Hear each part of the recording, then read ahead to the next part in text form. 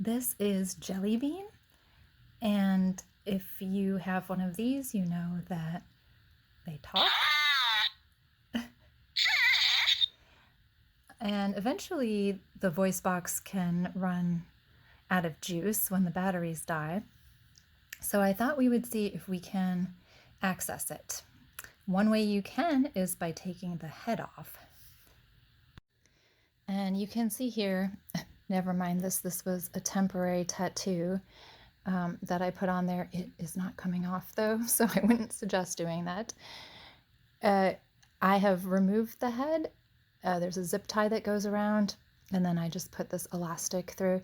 But as I recall, it was a bit tricky to get the head off because the plastic was kind of bonded. And I had to use a knife, like an X-Acto knife, which I didn't really like doing. This other style of Yoda doll, the heads come off a lot more easily. So what we're going to do here is, sorry, Jelly Bean, I know. This is not very dignified. I'm going to attempt to cut into this seam here. As you can see here, hopefully, I carefully snipped one of the stitches. Do not cut into the fabric. My intention is to carefully pull this apart while leaving the tail of the thread intact. So in other words, I'm not going to use a stitch ripper to rip through here. I'm going to just do one snip and then kind of try to pull the thread loose. I have begun pulling out the thread very carefully. I'm just using a mechanical pencil with the lead retracted, and I'm just going in there and kind of trying to film with one hand, so I probably can't do this with my left hand. Yeah, so you just get in there and gently work each loop out. And then I'm going to do the same thing going downward a little bit. I have some thread tails.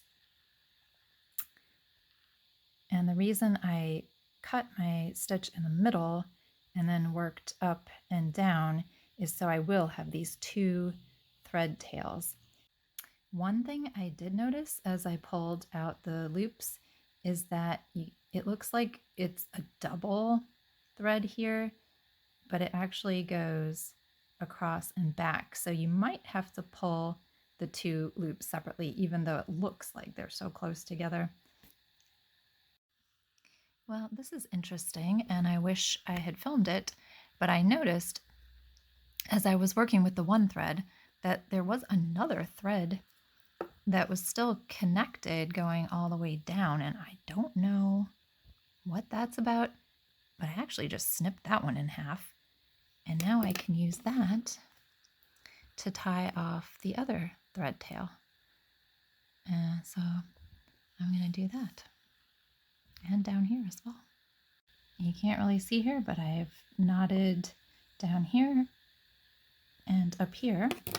And do make sure that the opening is big enough. I didn't really think of that you can get in there to try to get the voice box out. As it turns out, you actually need to make the opening bigger because I could not maneuver my hand in. So I just continued opening it up a little bit higher. You can see I took some stuffing out. There is a plastic kind of skeletal structure inside. The thing is, I have opened this doll up before. I'm not sure where the voice box was located originally. It is wired, but it may have floated around a bit. I am able to get it out. I just can't tell you exactly where it would be. I think it's in the front. And so you just kind of get your hand in and go around that plastic in the center. Okay, I managed to get it out. If you have a large hand, I don't know if you're going to be able to do it. Try to find a small child or little chimpanzee or something to do it for you. And here is the voice box. Looks like we have to take the screw out. Just using a little Phillips head screwdriver. Be very careful when you're doing this. The screw came out and it almost fell inside the doll. It is so close. That would have been really bad. So do not let that happen. And it looks like you just slide this down. It was kind of hard to get it going, but I don't know, then it slid off pretty easily. And there are 3 button batteries. All right, you may not be able to see, but it is an LR44 battery, and there are 3 of them. I have fingernails, so I was able to get it out easily. You might need a little flat screwdriver or something. All right, then you could replace the batteries, and then you just slide this in. You can see there's some tabs. It's very straightforward. Of course, before you put this back in and sew it up, make sure it works. Good. When you put it back in, you can see here's the speaker. You probably would want that facing forward in the front of the doll, but I wonder if I could just put it in the back so next time it's easier to get it out. Let's see. All right, I've put the speaker in the back of the doll. I don't know, I think it's fine. I'm just gonna leave the voice box in the back. I'm gonna put the stuffing back in where it needs to go. I'm going to tie my thread tails up here, and I'm gonna do a ladder stitch, I guess, here. If you don't know what that is, you can look it up, or you could just do really any kind of stitching you want. It's on the back. No one's gonna see it. Just make sure you don't sew into any of the wires or anything like that. If you ended up with only 1 green thread somehow, when you start off your new thread, you can always just tie that green thread to your new thread to anchor it and secure it. I'm about halfway through my ladder stitch, just in case you don't know what one is. It kind of looks like this, and then you're gonna pull it tight at the end. That's the completed ladder stitch. It's a little bit messy. I'm not the greatest or most patient sewer. And you can see that these tails kind of popped out. That's okay. You can bury your threads. You can look that up if you don't know. Basically, you just put your needle on again and then go through and bury that thread inside the doll.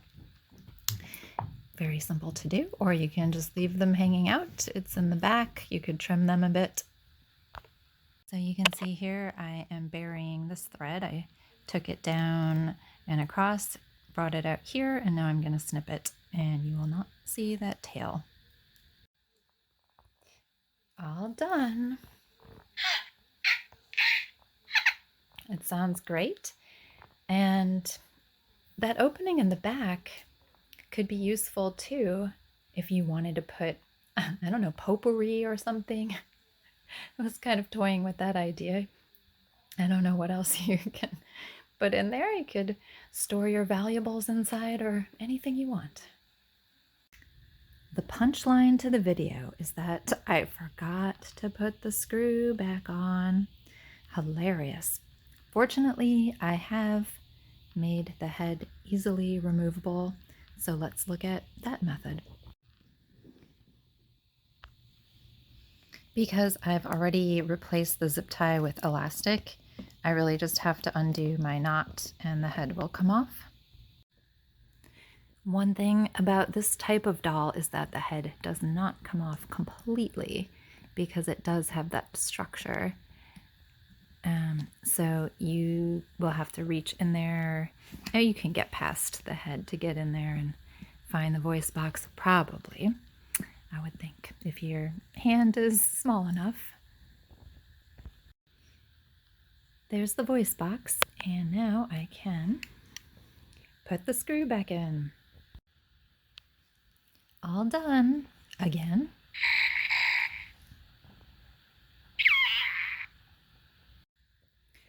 I know, Jelly Bean.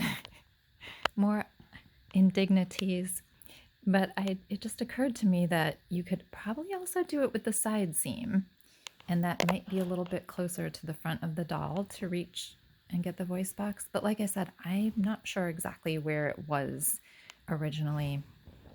But you can feel around and try to figure out where it is, and then maybe use that back seam, or maybe try a different seam.